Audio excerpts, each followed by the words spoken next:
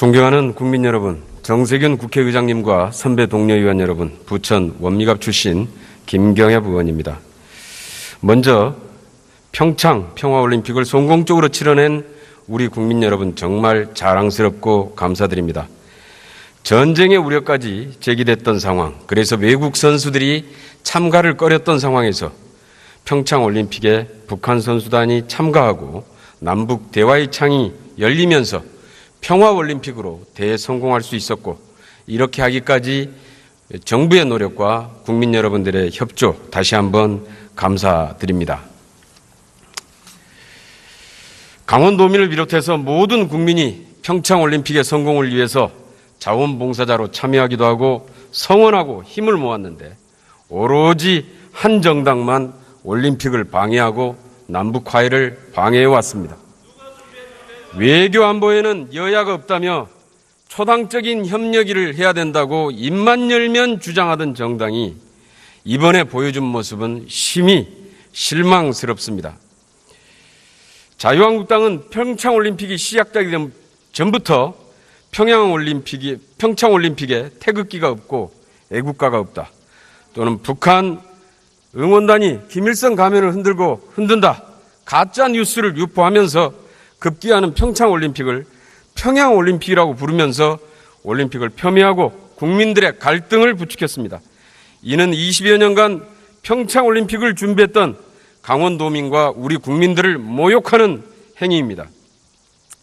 특히 김영철 노동당 부위원장의 평창올림픽 폐막식 참가에 대해서 한국당의 반응은 내로남불을 넘어서 맹목적인 반대로 남북 대화 자체를 가로막으려고 하는 정말 광기 어린 극우 집단의 모습이었습니다. 국가적인 대사인 전 세계의 축제, 올림픽과 남북 화해를 방해하는 행위, 이런 것들은 정부에 대한 비판이나 견제를 넘어선 반국가적인 행위이며, 여기에 대해서 현안 질의에 들어가도록 하겠습니다. 총리께 질의하겠습니다.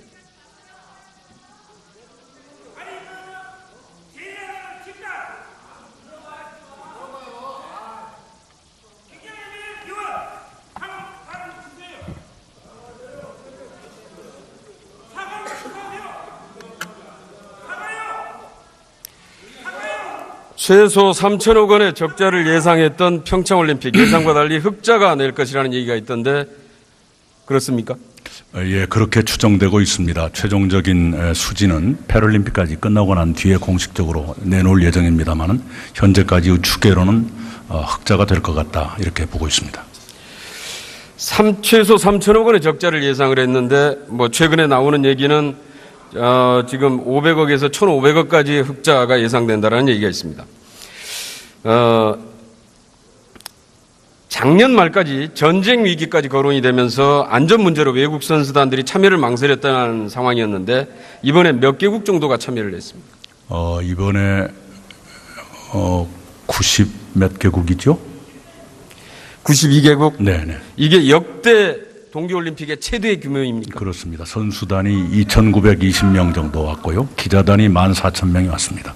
적자가 예상됐던 평창올림픽이 흑자를 내고 각국 선수단이 참가를 주저했던 올림픽이 역대 최대 규모로 치러진 것, 그래서 평창올림픽이 대성공을 이룬 것이 이것이 바로 평화의 가치, 평화의 힘이라고 생각하는데, 총리께서는 어떻게 생각하십니까? 예, 만약에 군사적 긴장이 작년 말처럼 계속됐더라면 평창올림픽은 어떤 상태가 됐을까 상상하기도 두렵습니다. 예, 평창올림픽 치르느라고 고생 많으셨고요. 남은 패럴림픽, 그리고 산적해 있는 남북관계에도 최선을 다해 주시길 당부드립니다. 네, 들어가시면 되겠습니다. 다음은 통일부 장관께 질의하겠습니다.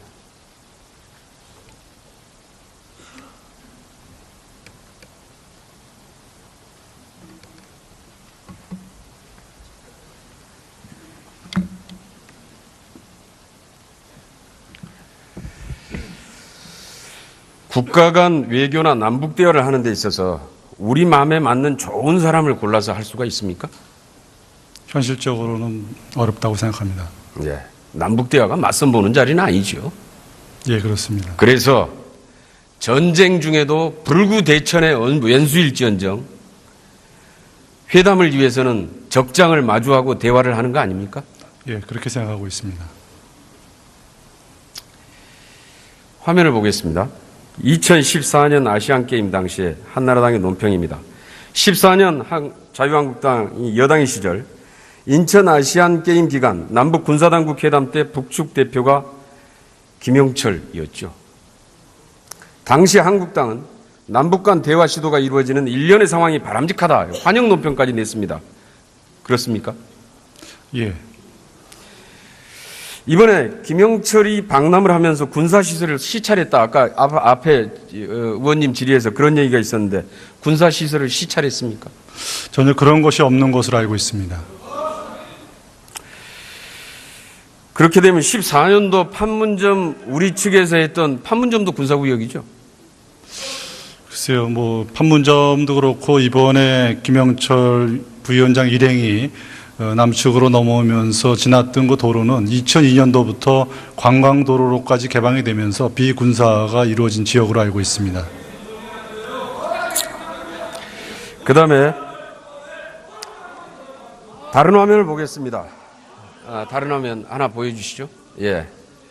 당시 김무성 대표가 연평도 포격의 주역인 황병서와 밝게 웃으면서 악수하고 환담을 나누는 모습입니다. 국민들은 다 기억하고 있습니다. 연평도 포격이나 천안함이 북한과 같은 정권 정치 체제에서 최고 통치자의 지시나 승인 없이 가능합니까? 그것은 현실적으로 어렵다고 이렇게 판단하고 있습니다. 예. 그래서 그때도 2014년에도 연평도 포격 이후에도 직후에도 이렇게 자유한국당이 집권했던 시절에도 대화가 이루어졌던 것입니다. 그리고 대화의 상대로 인정을 했던 것입니다.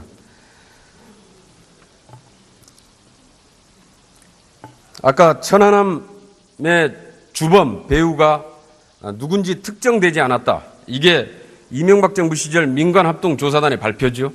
예, 그렇게 이해하고 있습니다. 예. 사실 서열로 보면은 이번에 방남했던 김영철은 서열 몇이나 됩니까? 글쎄요, 뭐 그런 것이 북측이 최근에 좀 변동이 심하기 때문에 정확히 파악할 수는 없겠습니다만 북한 군부는 이제 지금 벗어나서 통전부장을 맡고 있고 당 중앙위 부위원장을 맡고 있습니다. 그런 정도까지만 저희가 파악을 하고 있습니다. 2014년 당시에 내려왔던 황병서 최룡해는 북한 정권의 서열 2위, 3위였죠.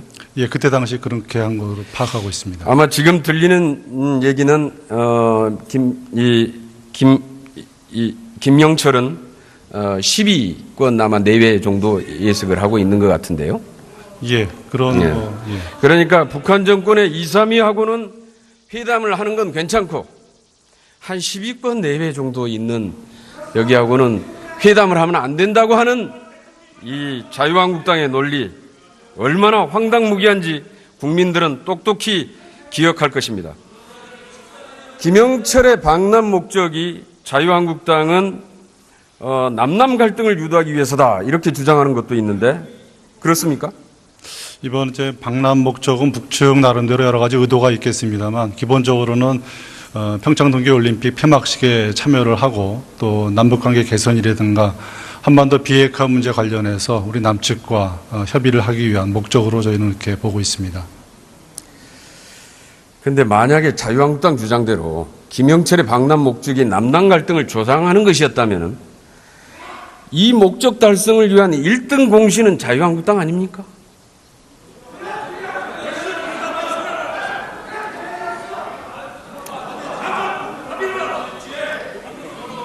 북핵 문제의 실질적 해결, 남북관계 회복을 위해서 책임 있는 자와 얘기해야 됩니다. 고위직 실세는 대부분 제재 대상인데 제재 대상을 제외하라고 하면은 허세랑 대화를 하라는 얘기입니까? 누구랑 대화를 하라는 얘기입니까? 아까 말씀드린 대로 전쟁 중에도 불구대천의 원수인 적장하고도 평화회담을 위해서는 회담을 하는 것입니다.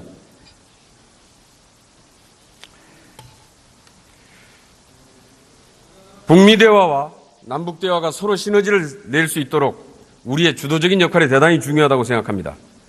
북미 간의 불신이 지금 엄청나게 그동안에 커져 있는 상황이기 때문에 단계적인 접근 방법이 현실적이라고 생각하는데 방안이 있습니까? 예, 일단 북미가 지금 최근에 나타난 걸 보게 되면 서로 대화를 하겠다는 의사는 분명하게 밝히고 있습니다만 대화를 진입하는 조건과 관련해서 서로 엇갈리는 상황입니다. 다행히 남북 대화가 현재 재개되어 있기 때문에 우리가 중간에서 미국과 북한 간에 서로 그러한 접점을 마련해 나가는 데 있어서 일정한 역할을 할 수 있다 이렇게 판단을 하고 있습니다.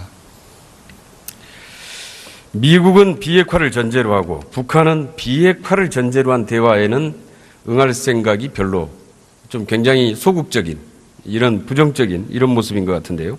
대화를 할 의지는 있는데 그 조건부터 놓고 보니까 대화가 실질적으로 잘 이루어지지 않고 있습니다. 이것이 그동안에 북미 간에 쌓여진 불신 때문이다라고 생각하는데요. 이러한 불신을 해소해 나가는 과정이 필요하다. 그래서 낮은 단계에서부터 먼저 북한이 핵 ICBM 실험을 중단하고 한미는 연합훈련을 조정하고 두 번째 단계로 북한이 북핵 동결을 선언하고 그리고 한미는 국제사회의 제재 완화책을 논의하고 세 번째는 북한이 핵을 폐기하는 단계 그리고 우리는 평화체제 그리고 북한이 요구하는 체제 안전 보장에 대해서 제도적인 장치를 마련해 주는 방식의 3단계 전략으로 가는 것이 현실적이다라고 생각하는데 장관께서는 어떻게 생각하십니까? 예, 북한 핵 문제를 현실적인 상황을 놓고 봤을 때 접근해 나가는 방안으로서 여러 가지 방안들을 생각해 볼 수 있다고 생각합니다. 다만 지금 저희가 북한과 미국 간에 좀 대화가 진입할 수 있도록 노력하는 현 상황에서 구체적으로 어떤 안에 대해서 제가 언급하는 것은 적절치 않다고 생각하고 우선 저희로서는 가급적 빠른 시간 내에 북미 대화가 진입할 수 있도록 하는 노력을 더 기울여 나가겠다 이렇게 말씀을 드리겠습니다. 예. 수고하셨습니다. 들어가셔도 좋습니다.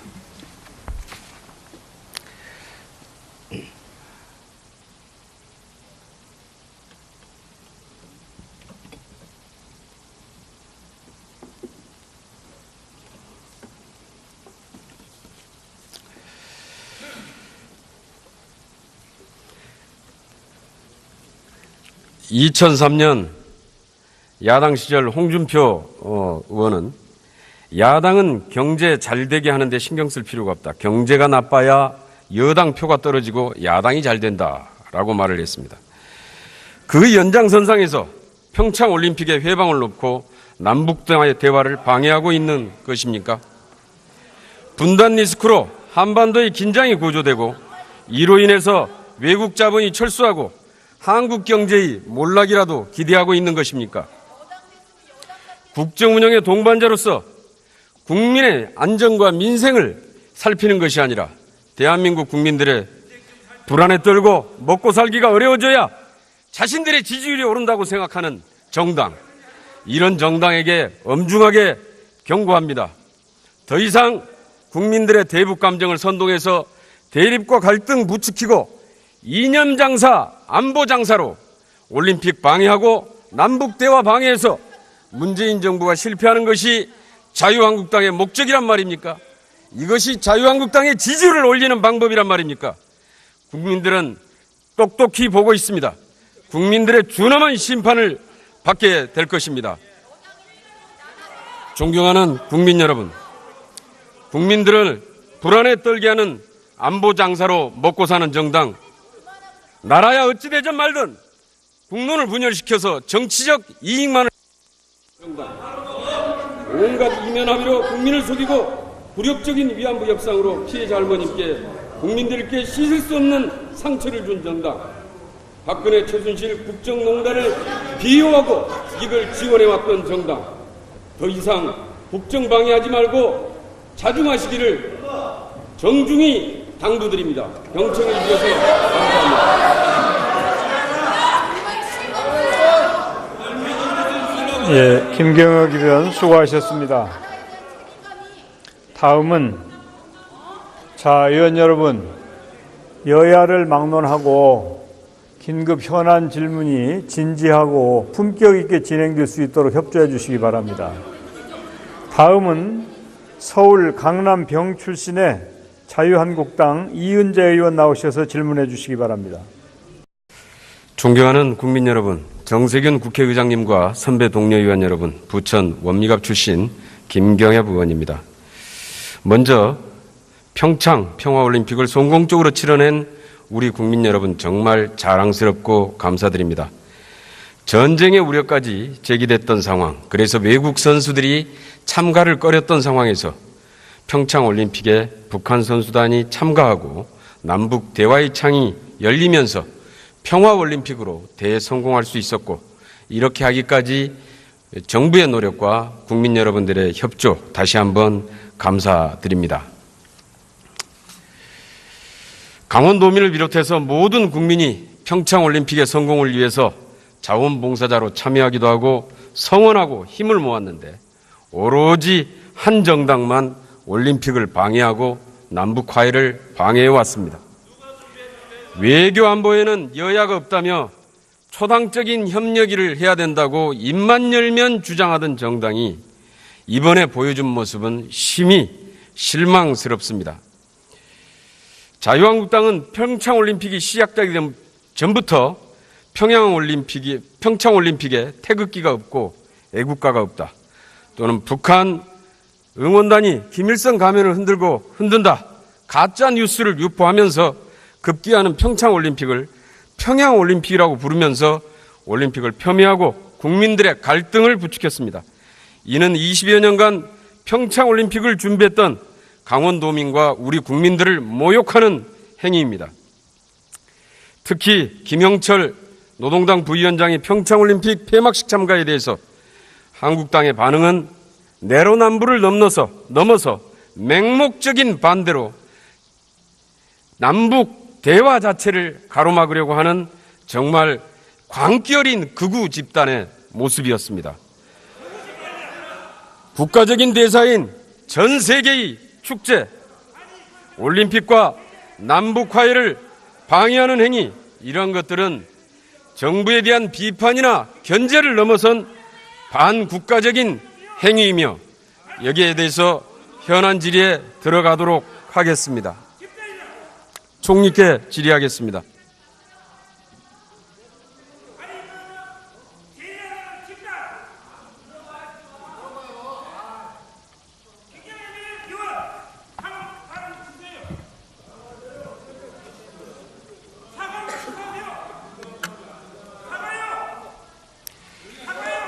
최소 3천억 원의 적자를 예상했던 평창올림픽, 예상과 달리 흑자가 낼 것이라는 얘기가 있던데 그렇습니까? 예, 그렇게 추정되고 있습니다. 최종적인 수지는 패럴림픽까지 끝나고 난 뒤에 공식적으로 내놓을 예정입니다만은 현재까지 추계로는 흑자가 될 것 같다, 이렇게 보고 있습니다. 최소 3천억 원의 적자를 예상을 했는데, 최근에 나오는 얘기는 지금 500억에서 1,500억까지 흑자가 예상된다는 얘기가 있습니다. 작년 말까지 전쟁 위기까지 거론이 되면서 안전 문제로 외국 선수단들이 참여를 망설였다는 상황이었는데, 이번에 몇 개국 정도가 참여를 했습니까? 이번에 90 몇 개. 우리 마음에 맞는 좋은 사람을 골라서 할 수가 있습니까? 현실적으로는 어렵다고 생각합니다. 예. 남북 대화가 맞선 보는 자리는 아니죠. 예, 그렇습니다. 그래서 전쟁 중에도 불구대천의 왼수일지언정 회담을 위해서는 적장을 마주하고 대화를 하는 거 아닙니까? 예, 그렇게 생각하고 있습니다. 화면을 보겠습니다. 2014년 아시안게임 당시에 한나라당의 논평입니다. 14년 자유한국당 여당의 시절 인천 아시안게임 기간 남북 군사당국 회담 때 북측 대표가 김영철이었죠. 당시 한국당은 남북 간 대화 시도가 이루어지는 일련의 상황이 바람직하다, 환영 논평까지 냈습니다. 그렇습니까? 예.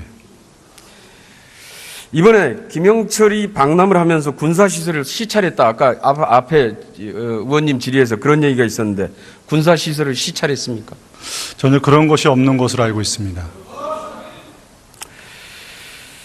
그렇게 되면 14년도 판문점 우리 개국이죠? 92개국? 네네. 이게 역대 동계올림픽의 최대 규모입니까? 그렇습니다. 선수단이 2,920명 정도 왔고요. 기자단이 14,000명이 왔습니다. 적자가 예상됐던 평창올림픽이 흑자를 내고 각국 선수단이 참가를 주저했던 올림픽이 역대 최대 규모로 치러진 것, 그래서 평창올림픽이 대성공을 이룬 것이 이것이 바로 평화의 가치, 평화의 힘이라고 생각하는데 총리께서는 어떻게 생각하십니까? 예, 만약에 군사적 긴장이 작년 말처럼 계속됐더라면 평창올림픽은 어떤 상태가 됐을까 상상하기도 두렵습니다. 예, 평창올림픽 치르느라고 고생 많으셨고요. 남은 패럴림픽 그리고 산적해 있는 남북관계에도 최선을 다해 주시길 당부드립니다. 네, 들어가시도록 그렇게 하겠습니다. 다음은 통일부 장관께 질의하겠습니다.